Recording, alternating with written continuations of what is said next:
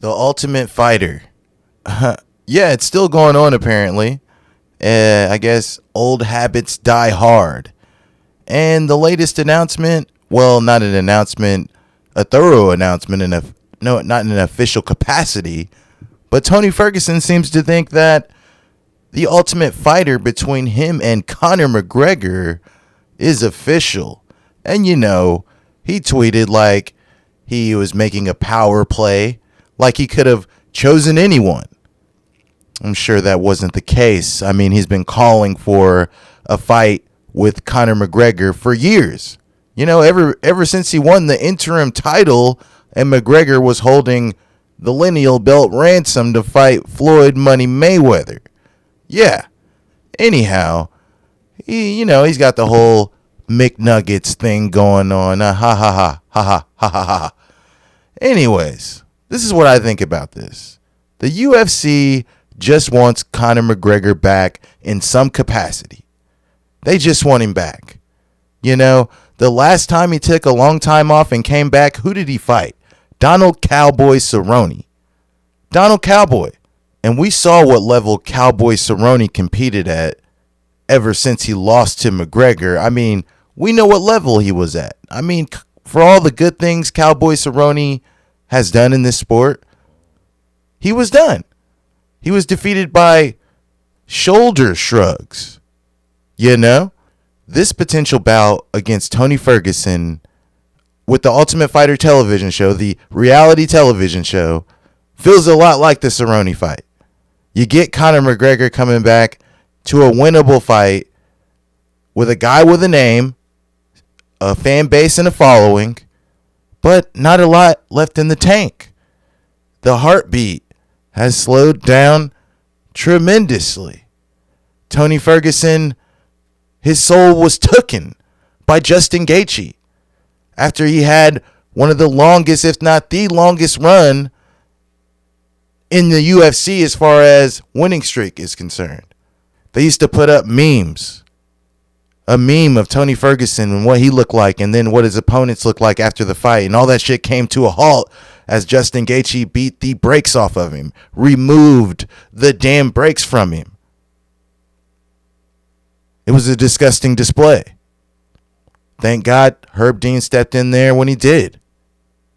Anyhow, so Ferguson then gets in there with Chandler, and he looks good against Chandler. He even hurt Chandler. But then he gets front kick to the chin, and it's all over. He crumples to the mat. In his most recent outing, he was in there with Nate Diaz in a short notice fight after Khamzat Chimaev missed weight. And it kind of seemed like he was just happy to be there. I mean, honestly, if I'm happy to be here was a person, it was Tony Ferguson. I mean, the man had an ear-to-ear smile. After the fight was over, he was finished, and all he wanted to do was slap hands, hug, and pose, and he was just thrilled. I've never seen a fighter that thrilled after fighting a man in a cage and getting finished. So you can't tell me that man wasn't just happy to be there. He was happy to be a part of the Nate Diaz show, and I think he wants to be a part of the McGregor show. And if he gets that fight, good for him, because I don't see a lot of marquee, big money fights for Tony Ferguson left, especially not at the stage of his career that he's in. But for Conor McGregor, I mean, this potential fight booking makes the Diego Sanchez fight booking not look as crazy. People wanted to give Conor McGregor shit when he said, "Oh, I was just trying to stay active. I'm texting Dana, give me Diego Sanchez." And Dana White gets out there and says, "Well, it would be promotional malpractice if I was to book that fight. Conor's ranked here and Diego, yeah." Well, it doesn't look too crazy now. Cowboy Cerrone, done. Tony Ferguson, done. So you put Conor McGregor in there, you put a show behind him, because imagine the eyeballs you're going to get on TV with the return of Conor McGregor. And Tony has a reasonable fan base. And you put him in there with a guy he's likely going to knock the hell out So then you get the casuals all excited about Conor McGregor again. And let's be honest, the sport is just more exciting when Conor McGregor's in there. Hate him or love him, don't deny the facts. Conor McGregor knocks out Tony Ferguson, and then what? Then what? You re-sign Nathan Diaz and do the trilogy? Hey, we just finished Tony Ferguson. Now we fight each other. I said it was going to happen. Mystic Mac. Or do you feed him to another top contender? I don't see Conor McGregor fighting another top contender. Not anytime soon. You re-sign Nathan Diaz, you make that fight, okay. Then throw him in there. Cash him out.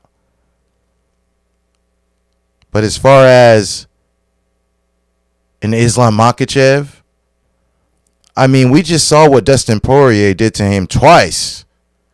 Twice. You don't put him back in there with him. Michael Chandler? Okay, I can see that. I can see that as the next potential fight. I won't get into who I think wins at this point. Beneil Dariush? Charles Oliveira? You know, I think I was wrong on that. Maybe there are a lot of good potential fights for Conor McGregor. I mean, I'd be interested to see any one of those fights. Anyhow, guys, The Ultimate Fighter. If they make it, I'll tell you what.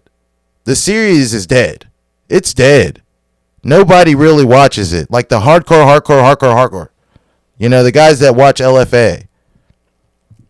The guys that watch regional MMA. Those guys are watching The Ultimate Fighter. And I am as hardcore as they come.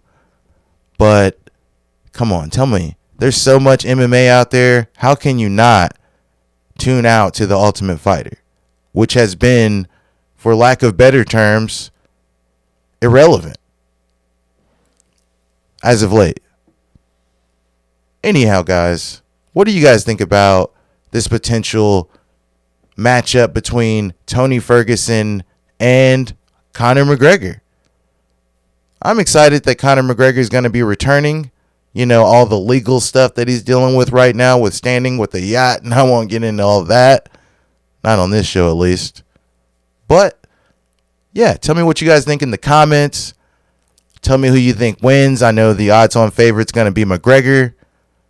And is this the fight that you wanted for Conor McGregor's return? Or did you want one of those other guys I named? Let me know in the comments. Thanks for watching. Stay frosty.